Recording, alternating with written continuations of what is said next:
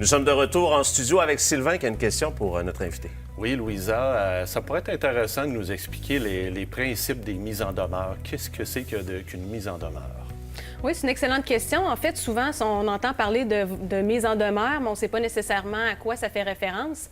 En fait, une mise en demeure, c'est une lettre dans laquelle on va demander à celui qui la reçoit soit de faire quelque chose ou de ne pas faire quelque chose. Donc, par exemple, généralement, on va lui demander de faire quelque chose, c'est-à-dire de payer une somme d'argent. Par contre, ça peut être de cesser de faire quelque chose. Par exemple, de nuire à notre réputation ou dans un contexte de travail, si on a une clause de non-sollicitation, notre employeur pourrait nous envoyer une mise en demeure pour que l'on arrête de concurrencer son entreprise. Et donc, c'est la première étape généralement avant de dire qu'on va aller devant les tribunaux, par exemple. Oui, bien, en fait, c'est un bon réflexe pour deux principales raisons. La première, c'est que la personne qui reçoit notre mise en demeure peut s'y conformer tout simplement. Alors là, on est gagnant. Par contre, si elle ne s'y conforme pas, lorsqu'on va dans les tribunaux, c'est possible de demander au juge à ce que les intérêts sur les sommes que l'on réclame débutent au niveau de la date à laquelle on a transmis la mise en demeure. Comme on le sait, avec les délais juridiques, des fois, ça peut représenter 1 an ou 2. Alors, c'est des sommes qui nous permettent d'être réclamées à ce niveau-là lorsqu'on a transmis une mise en demeure au préalable. Louisa, où est-ce que t'es venue l'idée de partir le site votremiseendemeure.com et les tout débuts, puis qu'est-ce qui t'a amené à cheminer vers ce site-là? Oui, en fait, je vous dirais que l'idée est venue il y a environ 2 ans. C'était en remplissant une demande à la Cour des petites créances où c'était un peu le même principe, c'est-à-dire on ouvre un compte, puis c'est des questions déjà préétablies qui nous sont posées sur le site des petites créances auxquelles on répond et par la suite, ça nous dresse une demande aux petites créances. Alors, de notre côté, on s'est dit, bien, pourquoi pas adapter aux mises en demeure, adapter le même contexte aux mises en demeure, parce que, bon, des fois, les gens se disent, oui, il faut que j'envoie une mise en demeure, mais j'ai peur de me tromper, qu'est-ce que je dois écrire?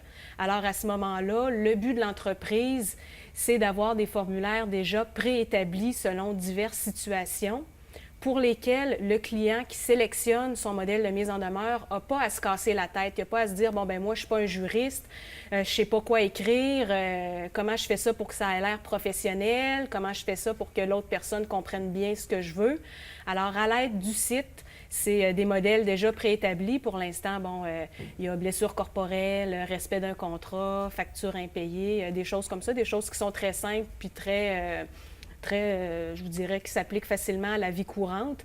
Alors, la personne, tout ce qu'elle a à répondre, c'est des informations très basiques et c'est nous, votremiseendemeure.com, qui ajoute aux informations que le client aura rentrées, on ajoute nous-mêmes automatiquement les dispositions juridiques. Alors, c'est pour ça que c'est important de bien sélectionner le type de mise en demeure. Donc, par exemple, si on parle du formulaire blessure corporelle, évidemment, si quelqu'un chute sur un trottoir, a subi des blessures, souhaite se faire indemniser, ce sera un formulaire tout à fait à propos pour cette situation-là. Par exemple, au niveau des factures impayées, bien évidemment, on a plusieurs gens d'affaires qui arrivent parfois, qui ont offert un bien, qui ont offert un service, mais qui ont de la difficulté à se faire payer par leurs clients. Alors, à ce moment-là, ils sélectionnent ce formulaire et la mise en demeure leur est automatiquement rédigée.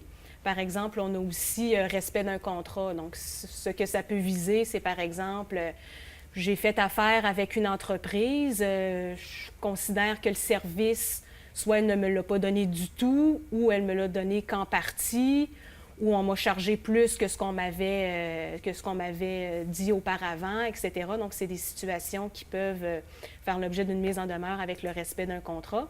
Et on a une autre mise en demeure aussi qui est prêt d'argent. Donc, par exemple, j'ai prêté à mon voisin une somme d'argent. Malheureusement, il devait me rembourser à date X. S'il ne l'a pas fait, je souhaite bien sûr être remboursé. Alors, je lui transmets une mise en demeure à l'aide du formulaire prêt d'argent. OK. Donc, c'est vos 4 formulaires qui sont en cours actuellement sur votre site et tout est facilité pour l'utilisateur. Les formulaires sont préformaté et c'est très, j'imagine, visuel et facile à utiliser. Oui, c'est sûr qu'on a accès sur un produit qui est vraiment très convivial. Alors, le tout se fait en ligne.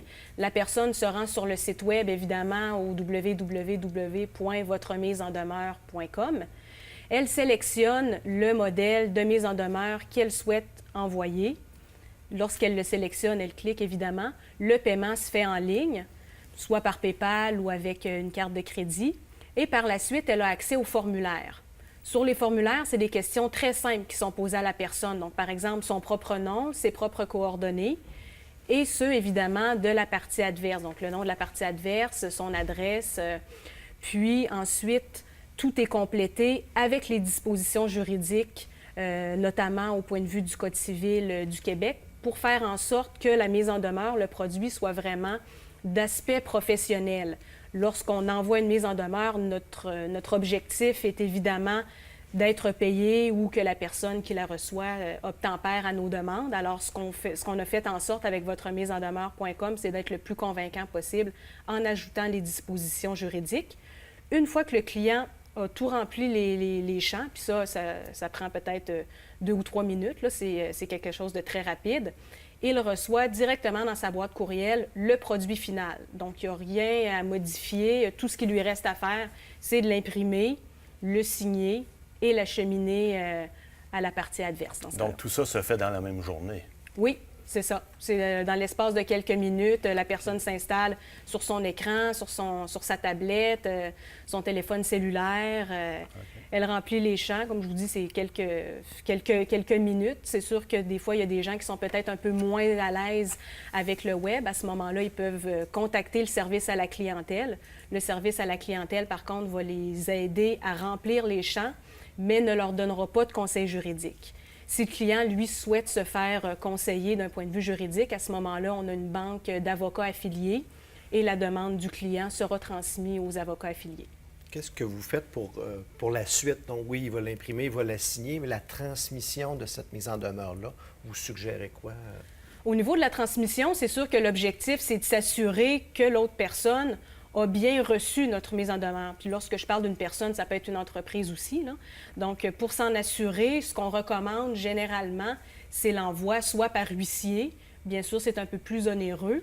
Il y a un lien vers la Chambre des huissiers directement sur le site si les gens souhaitent ce mode de signification-là.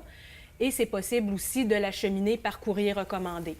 À ce moment-là, la personne se rend au bureau de poste et, pour des frais minimes, aura l'accusé-réception que l'autre personne a bel et bien reçu sa mise en demeure. C'est les deux moyens, je vous dirais, qu'on recommande le plus, vu qu'on a une sûreté que ça a bel et bien été acheminé. Maintenant, si la personne souhaite l'envoyer par la poste standard ou par courriel, c'est son choix, mais c'est évidemment un peu moins ce qu'on recommande. On va s'arrêter quelques instants. On revient tout de suite après la pause avec Louisa et votremisesendemeure.com. Vous allez en savoir un peu plus. Restez là.